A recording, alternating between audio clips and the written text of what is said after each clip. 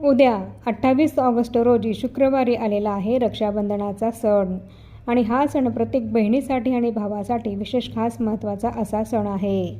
या दिवशी बहीण आपल्या भावाला राखी बांधते आणि त्याच्या दीर्घायुष्यासाठी आणि प्रगतीसाठी देवाकडे प्रार्थना करत असते। तर उद्या रक्षाबंधन या सणाला आपल्या भावाला राखी बांधताना आपल्याला एक मंत्र हा म्हणायचा आहे, जेणेकरून आपल्या भावाची भरभरून प्रगती होईल आणि त्याला दीर्घायुष्य हे प्राप्त होईल। त्याचप्रमाणे आपल्याला आपल्या भावाला राखी बांधण्याच्या आधी यांना राखी बांधायची आहे। पहिली राखी बांधण्याचा मान हा यांचाच आहे।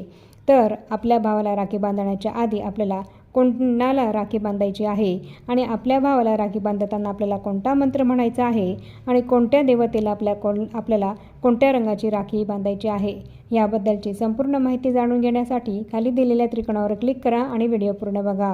व्हिडिओमध्ये मी तुम्हाला संपूर्ण माहिती सांगितलेली आहे, त्याप्रमाणे तुम्ही राखी बांधा।